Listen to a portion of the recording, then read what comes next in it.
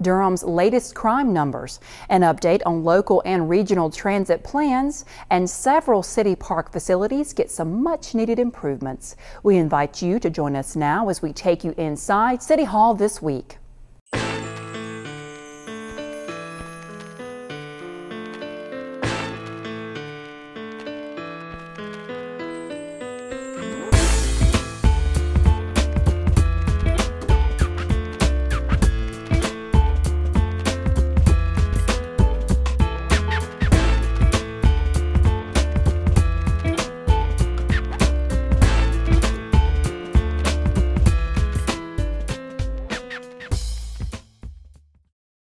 Hello, I'm Amy Blaylock. Welcome to City Hall this week, dedicated to keeping you informed about what's going on inside Durham City Hall.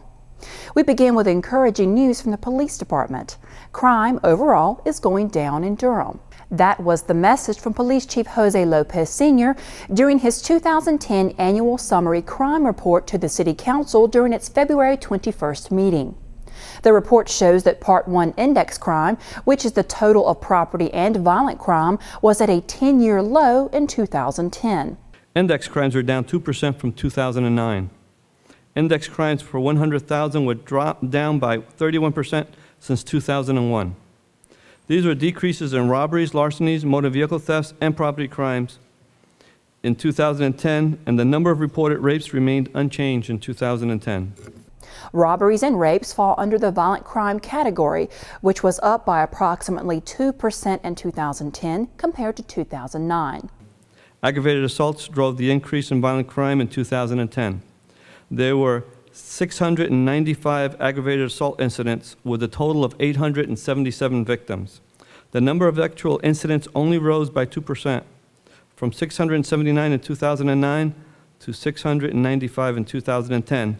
But the number of victims increased by 9%, and we count aggravated assaults by the number of victims. Approximately 1/3 of these cases were domestic related. Our violent crime rate per 100,000 population did not change from 2009, and Durham's violent crime rate for 100,000 population has dropped by 30% since 2001. Property crime has also dropped, down 2% in 2010 compared to 2009. The property crime rate per 100,000 population decreased by 31% since 2001. In 2010, we had the lowest number of reported motor vehicle thefts, larcenies, and property crimes in the past 10 years.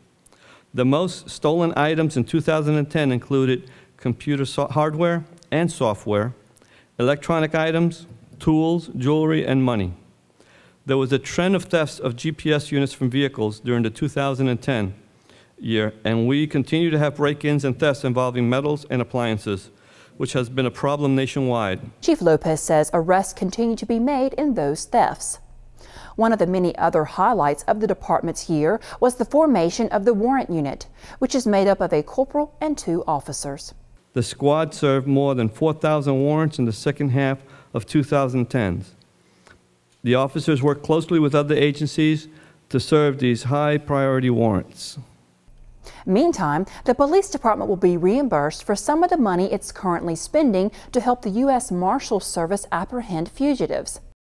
A Fugitive Apprehension Task Force agreement approved by the City Council allows the department to be paid $18,000 for overtime expenses. The department is currently using money from its general fund to pay these expenses. A local match of $3,000 is required in order for the department to receive the federal grant. The police department is not only working to help catch criminals, it's also trying to help you make sure you don't become a victim of crime. It's doing this in part through constant improvements to the Crime Mapper and Raids Online websites. Crime Mapper was developed back in 2005 by the City County GIS Department as a way to provide crime mapping to the public. And so the public has the ability to look at crimes across the entire city. They can search for the entire city, they can search at a particular address or within a perimeter around an address. So for instance, if they want to see everything that's happened within a half a mile of their address, they can do so. Crime Mapper has all of the Part 1 index crimes that the FBI considers to be the most serious available, which is homicide, rape, robbery, aggravated assault, burglary, larceny, and motor vehicle theft. What this allows the public to do is to see exactly what's happening in their community and keep up with that on a regular basis, because all of the crime incidents are updated nightly. So if they become more aware of crime that's happening in their area, such as cars getting broken into or a house maybe was burglarized a street over, they can become more vigilant and aware to look out for suspicious activity going on in their neighborhood and give the police department a call. The Raids Online website also offers crime mapping technology, but on a broader scale. Raids Online was developed last year, and it's just on a more modern interface than Crime Mapper. It's built on a Google Maps interface, so it's very familiar to people who usually are on Google and looking at map information. So what's nice about Raids Online is that it has all crime, not just the Part 1 index crimes, but also the Part 2 crimes. And sometimes people are interested in those too. Those are things such as weapon violations, vandalism, drug violations, those types of things. And just like Crime Mapper, people can search either at a specific address or a buffer around an address or even the entire city. The nice thing about Raids Online as well is that while looking at a particular crime incident, if the public has information that they want to share with the police department, they can just click on a link called Tips 411. They can provide to us anonymous information about that particular crime, and their identity will not be revealed in doing so. So it gives us an opportunity to interact with the public. While both websites have been serving Durham residents for a while now, improvements are continuing to be made to make sure they are as effective as possible. Crime Mapper hasn't really changed much in terms of its content over the last several years, but what is new is how quickly it's updated. In the first few years, the police department and the sheriff's department had to send information into Crime Mapper, say, on a monthly basis. Which was okay, but the public wants to see things that are happening right now. So a couple of years ago, we changed that, and now there's an automated system that updates those crimes every single night. That's the biggest improvement to Crime Mapper. Raids Online is fairly new, so there's a lot of functionality already built into it. In addition to the Tips 411, Raids Online also has the ability to let the public break down crime in various charts, either a frequency chart or a time of day, day of week chart. They can even do their own density hotspot analysis if they choose to do so. Unlike other sites that say they map crime in Durham, Crime Mapper and Raids Online are updated directly by the police department every night.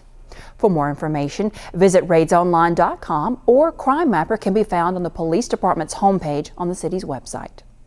The City Council and administration want to make sure you have access to the city's budget development process. That's why you're invited to attend any of the upcoming Coffee with Council sessions to let them know what you think should be among the city's priorities for the coming fiscal year. The sessions will be held on Thursday, March 10th at City Hall from 5:30 until 7:30 p.m., Saturday, March 12th at the Lion Park Community Family Life and Recreation Center from 10 a.m. until noon, and Monday, March 14th at the Durham County School Resource Center from 6 until 8:30 p.m. And 2 public hearings will be held, one on Monday, March 7th and one on Monday, June 6th. Meantime, city leaders held a planning retreat on February 11th to receive financial projections for the coming year. At this point, Durham is facing a $4 million gap as it develops next year's budget. A second retreat, where the budget development guidelines will be adopted, will be held on March 10th at City Hall. The budget will be adopted in June. There's more progress to report on the repaving of more than 150 miles of city streets. We'll fill you in on the latest developments when City Hall This Week continues. Hi, I'm Chief Jose Lopez with the Durham Police Department. Everyone knows in times of an emergency to call 911. But what about during a non-emergency like these? So you want to report a barking dog? Loud music?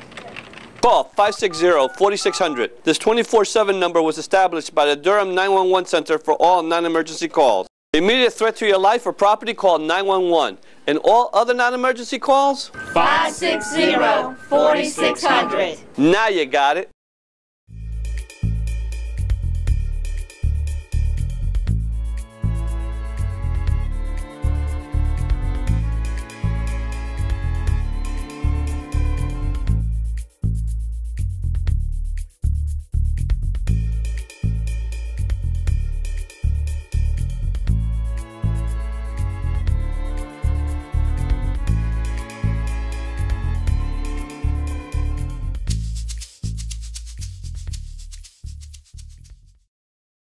Welcome back. Work to repave more than 150 miles of Durham's worst streets is rapidly progressing.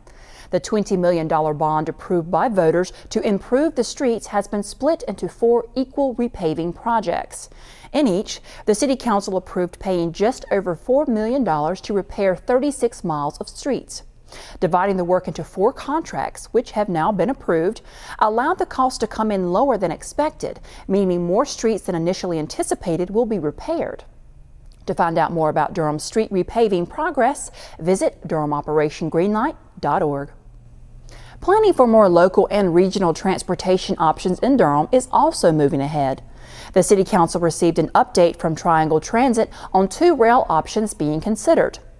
They also heard about bus service improvements that would complement those options as well. What the bus investment plan right now is looking like a large and healthy menu of options that, depending upon the amount of money available to invest in bus, once we've priced out some of the rail items, we could invest in bus at a variety of levels. We've asked the bus planning team to plan for having 20 to 100,000 new hours of service to operate in every given year of the plan, and what the different services that might be that would fit under that ceiling could be.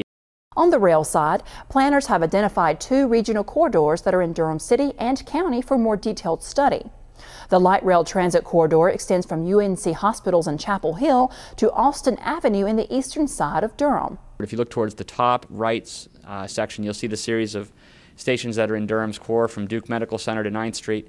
The city planning staff has looked at adding 2 new stations at Buchanan Street and Dillard Avenue, which would provide greater access to a number of residents who would have good walk-to-transit access. The other things that are going on in alternatives analysis right now are looking at cost and ridership projections. If you look around the South Square Mall area, or where South Square used to be, now there's Target and Sam's Club, you'll see that there's a dotted line with a green dot on it. We have 2 potential ways the train could go through there, and depending upon how you might balance some of your values and what's the right investment. The one with the dotted line and the green station is a bit faster. The one with the red dot is a little slower but gets you closer to more people. So we're going to look at the benefits and costs of both and come back and let you compare those as well. In addition, Triangle Transit is doing an analysis of the commuter rail corridor that would start in West Durham near the intersection of Fulton Street and Hillendale. Continues through downtown onto Research Triangle Park, Cary, West Raleigh, NC State, downtown Raleigh, and then through Garner to Greenfield Parkway, heading out towards Johnston County. We're working at, again, looking at sort of the travel times. I think, I don't have my statistics perfect off the top of my head, but I think when we looked at the light rail between Alston Ave and UNC, there are 17 stations, so more frequent stops. They're averaging about, we think it'll average about 30 miles an hour. And this is going to be averaged closer to 43 miles an hour because the length is longer between stations and the trains can go faster. Of course, the plans being developed also include a look at how to potentially pay for these investments. The revenue assumptions are the same as we've had for some time now. We have primary revenue from the half-cent sales tax, and the values you see on the screen are all specific to Durham County. So there's not, there are also county plans going on in Orange County and Wake County, but these are numbers specific to Durham and Durham resources. So within Durham, the half-cent sales tax, if it were active in 2010, would have generated about $17.3 million. That's a number from Durham County Finance. The other revenue that's in the plan would be a $3 vehicle registration fee increase. Currently, Triangle Transit has a $5 car vehicle registration fee in Wake, Durham, and Orange counties. And the $3 fee that was specified by House Bill 148 is basically regaining the purchasing power of that $5 when it was initially passed back in the 90s. The County of Durham also has the opportunity to levy a $7 new vehicle registration fee. When you put those two together, you get about $1.8 million or $1.9 million between those two vehicle registration fees. We have the existing rental car tax that is managed by Triangle Transit presently today, helps fund planning activities, but also some of our local bus services. That brings in about $1 million a year in Durham. Bus and rail fares, while they are part of the program, compared to the size of the sales tax, they're relatively small. We estimate them about $1 million a year in 2018. And then, of course, there's also state and federal operating funds. Granted, we know that both state budgets and federal budgets are under considerable stress right now, but until we hear direction that the amounts that the states and the feds are prepared to provide are definitively changing, we're just going to keep what we have in there until we know better. Public meetings on the plans will be held between March 21st and March 31st. NC Central's marching sound machine is bringing more recognition to the Triangle. We'll take you behind the scenes of their recent trip to the Rose Parade when City Hall this week continues.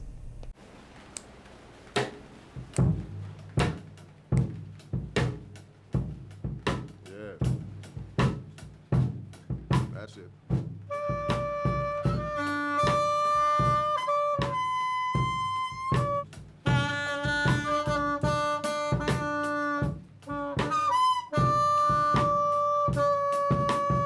You don't have to be perfect to be a perfect parent. When you adopt a child from foster care, just being there makes all the difference. For every one of these spots, there are at least 5 to 24 others for you to use. Many folks think that people with disabilities are getting special treatment with these parking spaces, but it's really a safety issue, not a convenience. Many drivers backing out of a parking space can't see a person with a disability. Remember, accessible parking is a civil right built on safety. For more information, call the Americans with Disabilities Act Information Center at 800-949-4232.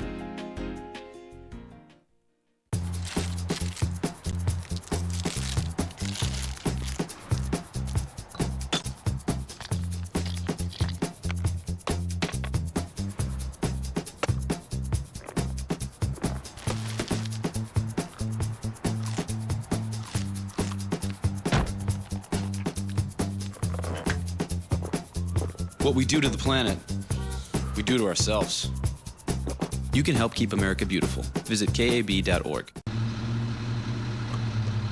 Traffic and weather. Due to an accident. Say what you say, act how you act, play how you play. 468, look 12 and open up what I'm going on, Clark Thomas. You're lucky, ma'am. This guy's gonna make it. Thank God he's okay. Next time, slow down to get around. Back now, about 9 years old, sitting in the middle of the road on Route